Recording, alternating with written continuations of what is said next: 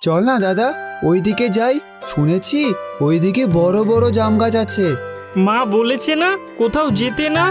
মা আসার আগে চলে আসবো আমরা দাদা, চল না। দুটি বাদুড় ছানা লাফাতে লাফাতে চলে যাচ্ছে পাহাড়ের ওপরে। সেই পাহাড়ের ওপরে একটা জাম গাছ ছিল। তারা সেখানেই যাচ্ছিল জাম পাড়বার জন্য। আর ওই জাম গাছের পাশেই একটু দূরে একটা গাছে ডাইনি বুড়ি বসেছিল। হঠাৎ কিছু শব্দ পেয়ে ডাইনি বুড়ি ঘুরে তাকায়। কে রে এখানে? কে এখানে এত চিৎকার চেঁচামেচি করে? চিৎকার চেঁচামেচি করে শান্তিতে ঘুমোতে দেয় না। ও বাবা, এ তো দেখি নধর নধর দুই বানর ছানা। কি সুন্দর! ওদের ধরে খেতে পারলে বেশ বেশ বেশ ভালো হতো। তাহলে যাই যাই গিয়ে ওদের ধরে খাই। দুটো ছোট ছোট বানর ছানাকে দেখে ডাইনি বুড়ির জিভে জল চলে আসে। ডাইনি বুড়ি জিভ বের করে গাছ থেকে নেমে আসে আর সেই গাছটার দিকে যেতে থাকে। পেট ভরে জাম খাচ্ছে দুই বানর ছানারা। পেট ভরে গেলে জাম খেয়ে লাফ দিতে দিতে ততক্ষণে অনেক দূরে চলে গেছে বানর ছানাগুলো। ডাইনি বুড়ি তাদের নাগাল পায় না, কিন্তু তাদের গায়ের গন্ধ শুকে বলে, কি সুন্দর সুগন্ধ! ওদের ধরে খেতে পারলে বেশ ভালো হবে। সেই বানরের গন্ধ অনুসরণ করেই ডাইনি বুড়ি চলে আসে সেই বানর ছানার বাড়িতে। গাছের উপরে ছোট্ট একটা কুঁড়ে ঘরে বসবাস করত বানর ছানা আর তাদের মা। কিন্তু ডাইনি বুড়ি সুযোগের সন্ধানে পাশের একটা গাছে পা ঝুলিয়ে বসে থাকত।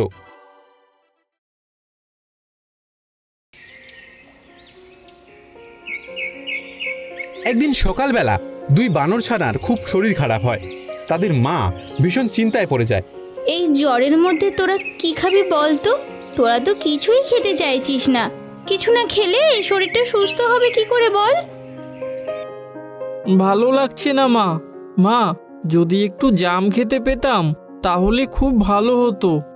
বড় বানর ছানাটি জাম খাওয়ার বায়না করে। তার দেখা দেখি তার ভাইও জাম খাওয়ার বায়না করে, কিন্তু জাম গাছ অনেক দূরে। ঠিক আছে, আমি তোদের জন্য জাম নিয়ে আসছি, তবে সাবধান, আমি না আসা পর্যন্ত কিন্তু একদম দরজা খুলবি না, যেই আসুক না কেন। শুনেছি এই জঙ্গলে একটা ডাইনি বুড়ি এসেছে। বানর মা চলে যায় জাম আনতে। এইদিকে ডাইনি বুড়ি বসে বসে তাদের কথা শুনছিল। ডাইনি বুড়ি ভাবে, আচ্ছা, এই বানর বাচ্চারা ওরা মনে হয় জাম খেতে চায়, তাহলে আমাকে জাম আনতে হবে ওদের জন্য। ডাইনি বুড়ি লম্বা হাত বাড়িয়ে জাম গাছ থেকে কিছু জাম পেড়ে নেয় আর সেগুলো নিয়ে সেই গাছের ঘরের সামনে দাঁড়িয়ে থাকে। দরজা খোল, তোদের জন্য জাম নিয়ে এসেছি। দাদা, মনে হয় মা চলে এসেছে আর আমাদের জন্য জামও নিয়ে এসেছে। দরজাটা খুলে দে। এত তাড়াতাড়ি তো আসার কথা না। তাছাড়া ওই গলাটা কেমন যেন একটু অন্যরকম লাগছে, তাই না রে ভাই? আমারও তাই মনে হচ্ছে। দরজা খোল, খোল বলছি। দাদা, কি করি? দরজা খোল রে, তাড়াতাড়ি দরজা খোল। তুমি যে আমাদের মা, আগে তার প্রমাণ দেখাও। তুমি তোমার হাতটা বাড়াও। ডাইনির মাথায় থাকে না, সে তার লম্বা হাত জানলা দিয়ে বাড়িয়ে দেয়। সেই লম্বা ভয়ঙ্কর হাত দেখে দুই ভাই ভয় পেয়ে যায় আর কান্না করতে শুরু করে দেয় জোরে জোরে। ওরে বাবা রে, এ তো ডাইনি বুড়ি। কে কোথায় আছো? আমাদের বাঁচাও, বাঁচাও, আমাদের আমাদের বাঁচাও। ছোট্ট ছোট্ট দুটি বাচ্চার চিৎকার শুনে আশেপাশের গাছ থেকে দু তিনটে বাদর সেখানে চলে আসে আর গাছের সামনে ডাইনি বুড়িকে দেখতে পায়। তার উপর আক্রমণ করতে শুরু করে দেয় আর ভয়ে পালিয়ে যায় সেই ডাইনি বুড়ি। ওরে বাবা রে, বাঁচাও বাঁচাও, কে আছো, বাঁচাও আমাকে। ডাইনি বুড়ি সেখান থেকে পালিয়ে একটা গাছের কোঠরে গিয়ে লুকিয়ে পড়ে আর বসে বসে ভাবতে থাকে সে কি করবে। এই অপবাদের বদলা আমি নেবই, আমি কাউকে ছাড়বো না। না না না, সব বেটাকে চিবিয়ে চিবিয়ে খাবো। ধরে ধরে পটাপট খাবো।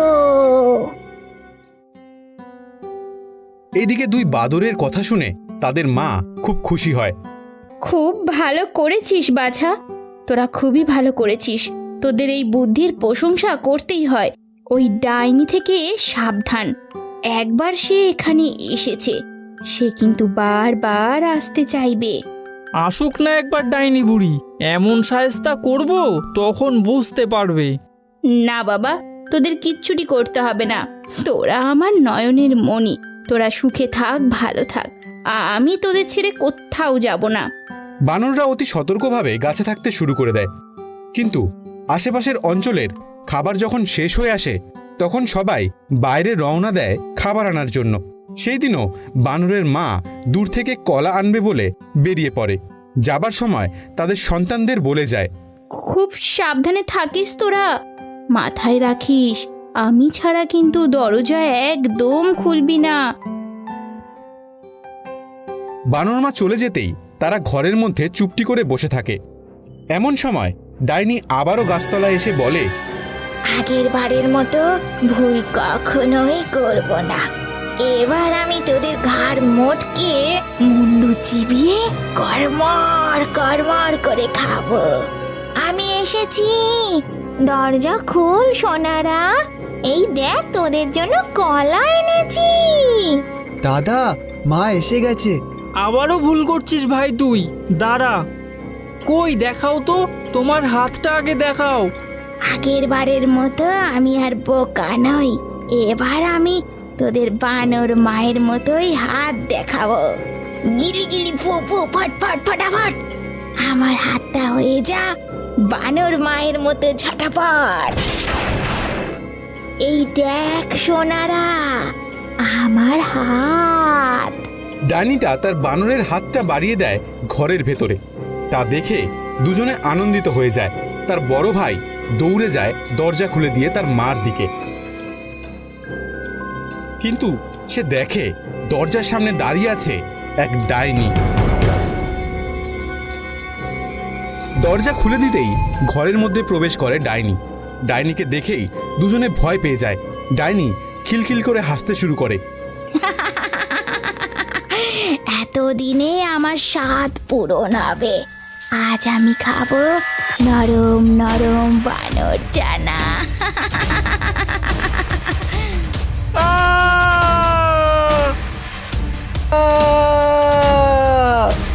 ডাইনি বানর ছানাকে গিলে নেয়। এদিকে বানরের মা ততক্ষণে কলার কাঁধি নিয়ে ঘরে এসে পৌঁছায় আর এসে পুরো চমকে যায়। কি হলো? ব্যাপারটা কি হলো? দরজা খোলা কেন?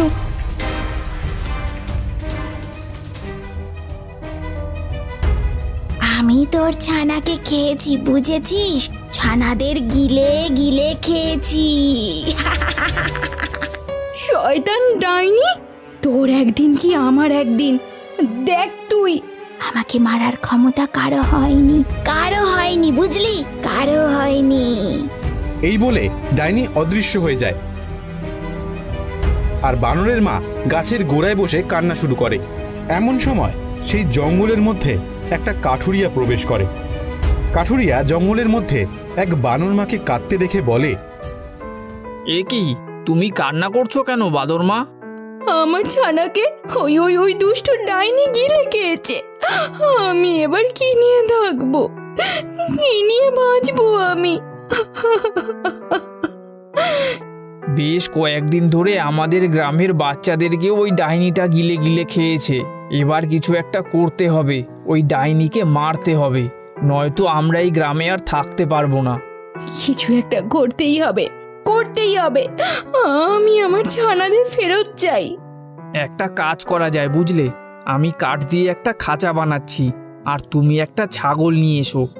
ডাইনি যখনই ওই ছাগলকে খাওয়ার জন্য খাঁচার ভেতরে ঢুকবে, তখনই আমি এই কুঠার দিয়ে এক কোপে ডাইনির ধর থেকে মুন্ডু আলাদা করে দেব। বানর মা সেই মতো একটা জঙ্গলের ভেতরে গিয়ে ছোট্ট ছাগলছানা ধরে নিয়ে আসে।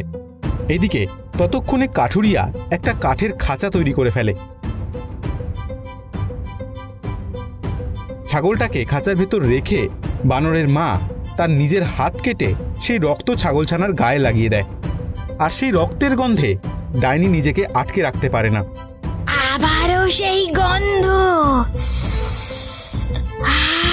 আমাকে খেতে হবে, খেতে হবে আমাকে বানরের মাংস। নরম নরম বানরের মাংস।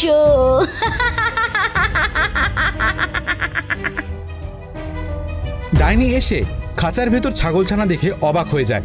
তার সাথে বানরের মায়ের রক্তের গন্ধ পেয়ে খাঁচার ভেতর ঢুকে সেই ছাগলছানাটিকে খেতে শুরু করে। আর তক্ষুনি খাঁচাটা বন্ধ হয়ে যায়। আমাকে আমাকে এখান থেকে বার কর। তোরা তোরা তোরা যা চাইবি আমি তোদের দেব। আমাকে মুক্ত কর। আমার ছানাকে ফিরিয়ে দে, নয়তো এই খাঁচা আমরা জ্বালিয়ে দেব। যে আমার একবার পেটের ভেতরে গেছে তাদের কি বাইরে বার করে আনা সম্ভব বল?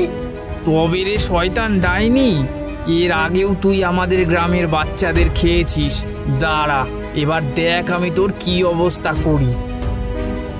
এই বলে কাঠুরিয়াটা আগে তার বড় কুঠারটা বের করে ডাইনির গলা কেটে দেয়। ডাইনিটি চিৎকার করে মাটিতে পড়ে যায় আর রক্ততে ভেসে যায় জায়গাটি। আমার সন্তানেরা, এবার কি হবে, এবার কি হবে?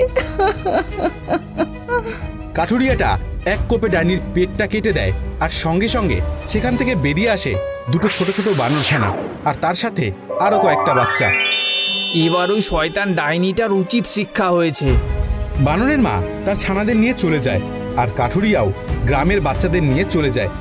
ওরা খেয়াল করে না যে ডাইনির পেট থেকে আরও একটা বাচ্চা বের হয়, সেটা ডাইনির বাচ্চা। কাউকে রাখবো না, ওই মানুষ এবং বানর সমেত সবাইয়ের বংশকে ধ্বংস করে দেব। ওরা আমার মাকে মেরেছে, আমি এই মৃত্যুর বদলা নেব। ভীষণ খেতে ইচ্ছে করছে। মৃত্যুর আগে পর্যন্ত আমি অভুক্ত ছিলাম। এই গন্ধ আমাকে বারবার টেনে নিয়ে যাচ্ছে। আমি খাবো, আমি সব খাবো।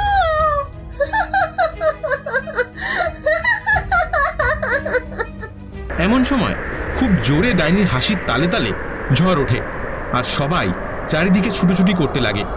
ছোট বাচ্চাগুলোও হাতে এগরোল পকোড়া নিয়ে দাঁড়িয়েছিল। খুব জোরে ঝড় উঠেছে রে, আমাদের এক্ষুনি কোথাও একটা যেতে হবে। যা, আমার পকোড়াতে তো ধুলো লেগে গেল।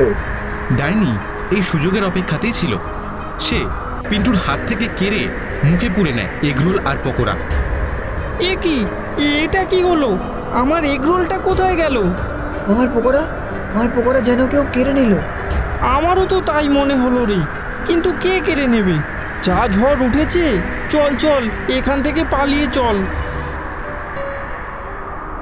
ঝড়ের দাপটে সবকিছু লণ্ডভণ্ড হয়ে যাচ্ছে আর এমন সময় সকলেই বাড়ি ফিরে যাচ্ছে। সেই সুযোগে ডাইনির দোকানে ঢুকে সমস্ত ফাস্টফুড খেয়ে নেয়।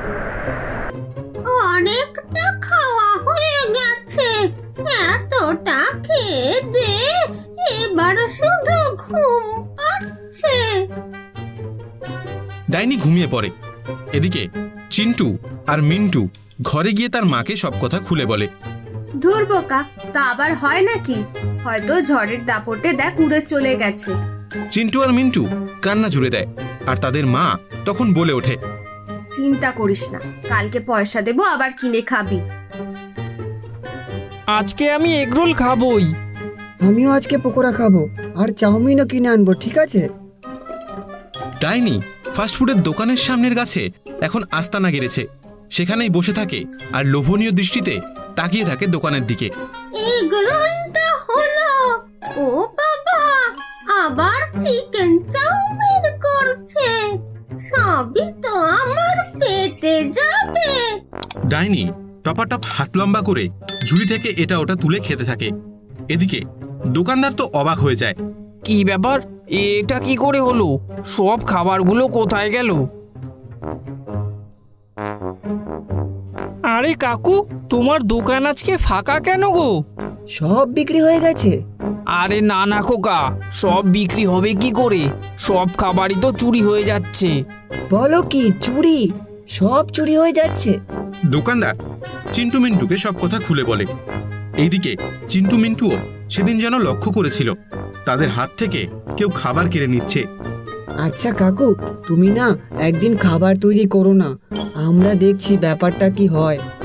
চিন্টু আর মিন্টু চারিদিকে খোঁজ করতে থাকে, কোনো চোর যদি লুকিয়ে থাকে, কিন্তু কাউকেই দেখতে পায় না। এদিকে এগরোল, চাউমিন, পকোড়া সব তৈরি হয়ে গেছে। চিন্টু আর মিন্টু প্যাকেটগুলো হাতে নিয়ে বাড়ি ফিরছিল। এমন সময় সেই ডাইনিটি তার লম্বা লম্বা হাত বাড়িয়ে সেই প্যাকেটগুলো কেড়ে নেয়। আরে এটা কি হলো?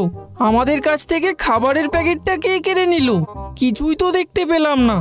ছাড়বো না, আমাদের খাবার চুরি করা, ওকে ছাড়বো না। লুকিয়ে থাকা, সামনে আয়, সামনে আয় বলছি। চিন্টু আর মিন্টু বাড়ি চলে আসে। এদিকে ডাইনি গাছে বসে বসে বেশ খেতে থাকে তার খাবারগুলো। মরার আগে শুধু পান্তা খেয়েছি, এখন এই সব খাবার খেয়ে বেশ ভালো লাগছে। ডাইনি খাবার খেয়ে ঘুমোতে থাকে। এভাবে হবে না। কালকে সারা রাত আমি স্বপ্ন দেখেছি আমাদের প্রিয় খাবার এগরোল, চাউমিন, পকোড়া, আমরা তো কিছুই খেতে পারছি না। আকাশ থেকে সব বৃষ্টি হয়ে ঝরে পড়ছে, কিন্তু আমাদের হাত থেকে না কে যেন সব কেড়ে নিচ্ছিল। আমি স্বপ্ন দেখেছি আকাশ থেকে পকোড়া, রোল পড়ছে, কিন্তু আমি ধরার আগেই আবার অদৃশ্য হয়ে যাচ্ছে। এইটা হবে না, আমাদের কিছু একটা উপায় করতে হবে। চিন্টু আর মিন্টু বুদ্ধি করে কামারশালায় যায়, যেখানে লোহার জিনিস তৈরি হয় সেখানে গিয়ে, ও কাকা, কাকা একটু এদিকে এসো না। দোকান থেকে বেরিয়ে আসে কর্মচারী। বল কাকা, কি করতে হইব? শোনো, চুপি চুপি বলছি।